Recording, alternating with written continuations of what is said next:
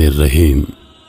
حضرت ابراہیم علیہ السلام کی عمر مبارک 86 برس ہو چکی تھی، تاہم اولاد کی نعمت سے محروم تھے۔ انہوں نے اللہ تعالیٰ کی بارگاہ میں کچھ اس طرح دعا کی: اے میرے رب، مجھے نیک اور صالح بیٹا عطا کر۔ یہ دعا اللہ کی بارگاہ میں قبول ہوئی اور آپ کی دوسری بیوی حضرت ہاجرہ رضی اللہ تعالی عنہا کے بطن سے آپ کو حضرت اسماعیل علیہ السلام کی پیدائش کی خوشخبری سنا دی گئی۔ عبرانی زبان میں اسماعیل کا تلفظ شمائل ہے۔ شما کے معنی ہے سن اور ایل اللہ کے مترادف ہے۔ چونکہ اولاد کے لیے آپ علیہ السلام کی دعا سن لی گئی تھی، اس لیے آپ کا نام اسماعیل رکھا گیا۔ حضرت سارہ رضی اللہ تعالی عنہا حضرت ابراہیم علیہ السلام کی پہلی بیوی تھیں، اس لیے حضرت ہاجرہ رضی اللہ تعالی عنہا کے بطن سے حضرت اسماعیل علیہ السلام کی پیدائش کی خبر ان پر شاک گزری۔ اس لیے انہوں نے حضرت ابراہیم علیہ السلام سے اصرار کیا کہ حضرت ہاجرہ رضی اللہ تعالی عنہا اور ان کے بیٹے کو یہاں سے دور کر دو، یہ لوگ میری نگاہ کے سامنے نہ رہیں۔ حضرت ابراہیم علیہ السلام کو یہ بات بہت ناگوار گزری، مگر بارگاہ الہی سے جب حکم ہوا کہ حضرت ہاجرہ اور اسماعیل کو عرب کے ریگستان میں چھوڑ دیا جائے، حضرت ابراہیم علیہ السلام حضرت ہاجرہ رضی اللہ تعالی عنہا اور حضرت اسماعیل علیہ السلام کو اسی جگہ لے آئے جہاں آج کعبہ ہے۔ اس زمانے میں یہ جگہ بالکل غیر آباد تھی۔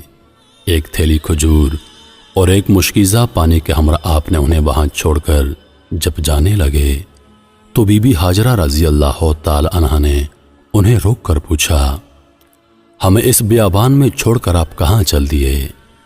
حضرت ابراہیم علیہ السلام کی خاموشی پر حضرت بی بی ہاجرہ رضی اللہ تعالی عنہا نے پوچھا: کیا یہ میرے رب کے حکم سے ہے؟ حضرت ابراہیم علیہ السلام نے ہاں میں جواب دیا۔ تب بی بی ہاجرہ رضی اللہ تعالی عنہا نے انہیں جانے دیا اور فرمایا: ہمارے لیے اللہ ہی کافی ہے۔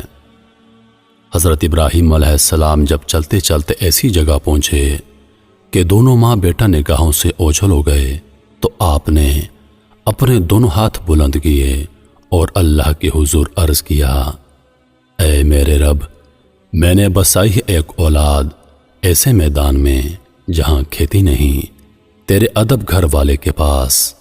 اے رب، ہمیں تا قائم رکھ ربط۔ اے رب، بعض لوگوں کے دل جھکتے ان کی طرف، اور ان کو روزی عطا فرما اپنے فضل سے تاکہ یہ شکر کریں۔ حضرت ہاجرہ رضی اللہ تعالی عنہا چند روز تک مشکیزے سے پانی پیتی رہیں اور کھجوروں سے گزارا کرتی رہیں اور حضرت اسماعیل علیہ السلام کو دودھ پلاتی رہیں۔ جب پانی اور کھجوریں ختم ہو گئیں تب وہ پریشان ہو گئیں، کیونکہ وہ خود بھوکی تھیں، اس لیے دودھ بھی نہ اترتا تھا، اور بچے نے بھوک اور پیاس سے رونا شروع کر دیا تھا۔ بچے کی بے چینی دیکھ کر حضرت ہاجرہ رضی اللہ تعالی عنہا نے پانی کی تلاش شروع کر دی اور وہ صفا پہاڑی پر چڑھیں کہ شاید کوئی اللہ کا بندہ نظر آ جائے یا کہیں سے پانی مل جائے، مگر کچھ نظر نہ آیا۔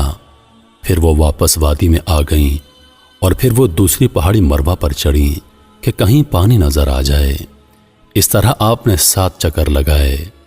مامتا کا یہ جذبہ اللہ تعالیٰ کی بارگاہ میں اس قدر مقبول ہوا کہ بیت اللہ کی زیارت کے لیے آنے والے ہر فرد پر اللہ تعالیٰ نے اسے لازم قرار دے دیا کہ حضرت ہاجرہ رضی اللہ تعالی عنہا کی سنت کی پیروی کرتے ہوئے صفا اور مروہ کے پہاڑوں کی سائی کرے۔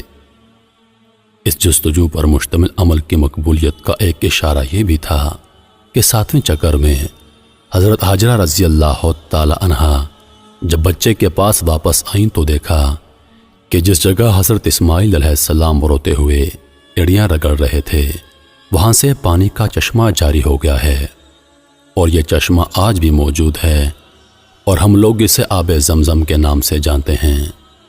ہزاروں سال گزرنے کے باوجود چشمے کا پانی اسی طرح جاری ہے۔ اللہ تعالیٰ نے اس میں مخلوق کے لیے شفا رکھی ہے۔ حضرت ہاجرہ رضی اللہ تعالی عنہا یہ معجزہ دیکھ کر بہت خوش ہوئیں اور اللہ تعالیٰ کا شکر ادا کیا۔ اس کے بعد آپ نے بچے کو پانی پلایا اور خود بھی اس سے مستفید ہوئیں۔ اسی وقت اللہ تعالیٰ کی طرف سے ایک فرشتہ نازل ہوا اور ان کی طرف سے وعید سنائی، اے ہاجرہ، آپ خوفزدہ نہ ہوں اور نہ ہی غمگین ہوں، کیونکہ اللہ تعالیٰ آپ کو اور اس بچے کو ضائع نہیں ہونے دے گا، کیونکہ یہ اللہ کا گھر یعنی مقام بیت اللہ ہے جسے اس بچے اور اس کے باپ نے تعمیر کرنا ہے۔ کچھ عرصے کے بعد بنو جرح نامی ایک قبیلہ پانی کی فراوانی دیکھ کر حضرت ہاجرہ رضی اللہ تعالی عنہ کی اجازت سے یہاں آ کر آباد ہو گیا۔ حضرت اسماعیل علیہ السلام کا بچپن اسی قبیلے کے افراد کے درمیان گزرا۔ ابھی حضرت اسماعیل علیہ السلام بچے ہی تھے کہ حضرت ابراہیم علیہ السلام نے خواب میں دیکھا کہ حضرت ابراہیم علیہ السلام اپنے لختے جگر کو اللہ کی راہ میں قربان کر رہے ہیں۔ آپ علیہ السلام نے مسلسل 3 راتیں ایک ہی طرح کا خواب دیکھا، لہذا آپ کو یقین ہو گیا کہ یہ خواب یقیناً اللہ تعالیٰ کی طرف سے ہی ہے، اور آپ علیہ السلام نے اللہ تعالیٰ کے حکم کی تعمیل کا ارادہ فرمایا اور اپنا تمام خواب اپنے بیٹے کو سنایا، اور پھر حضرت اسماعیل علیہ السلام سے پوچھا، میرے بیٹے، میں تجھے اپنے خواب کے پیش نظر اللہ کی راہ میں قربان کرنا چاہتا ہوں، بتا تیری کیا رائے ہے؟ اس پر حضرت اسماعیل علیہ السلام نے انتہائی تحمل کے ساتھ فرمایا، بابا جان، آپ اللہ کے نبی اور ان کے برگزیدہ بندوں میں سے ہیں، آپ بے فکر ہو کر اللہ کے حکم کی تعمیل کریں، انشاءاللہ آپ مجھے انتہائی صبر والا پائیں گے۔ چنانچہ یہ دونوں اللہ کے بندے حکم خداوندی کے لیے گھر سے نکل کھڑے ہوئے۔ روایات میں آتا ہے کہ ابلیس نے انہیں ناکام بنانے کے لیے کئی طریقے اپنائے۔ سب سے پہلے وہ بی بی ہاجرہ رضی اللہ تعالی عنہ کے پاس پہنچا اور انہیں بتایا کہ حضرت ابراہیم علیہ السلام اپنے بیٹے کو اللہ کی راہ میں قربان کرنے چل پڑے ہیں۔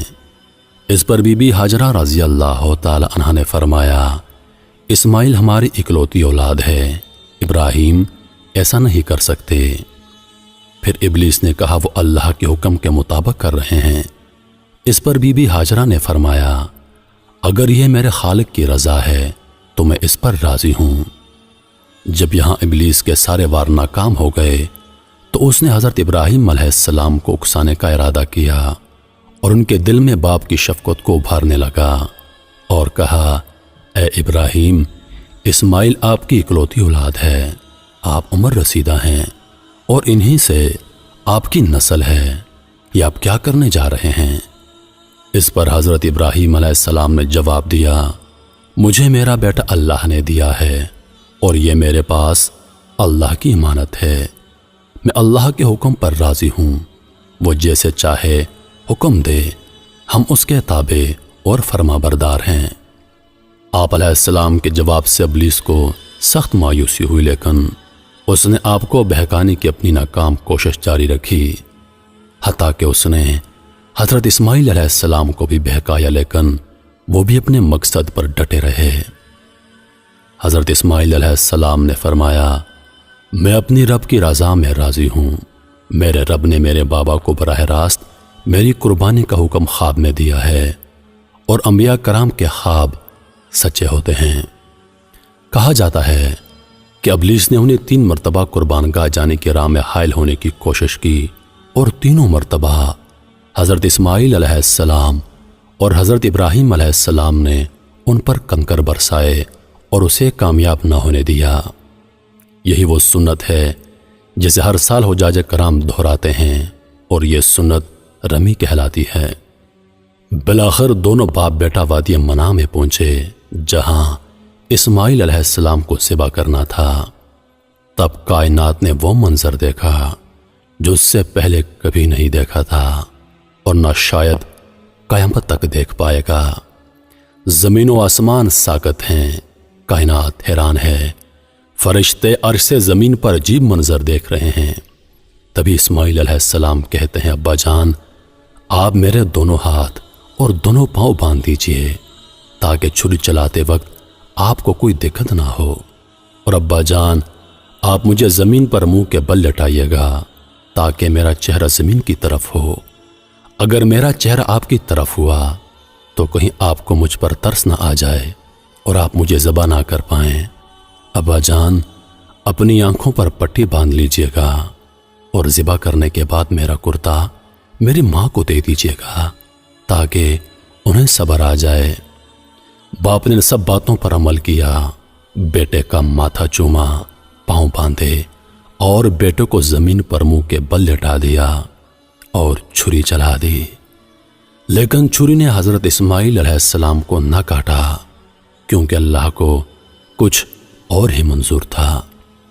حضرت ابراہیم علیہ السلام چھری چلاتے ہیں مگر چھری نہیں چلتی، آپ اور زور لگاتے ہیں مگر چھری ہے کہ چلنے کا نام نہیں لیتی۔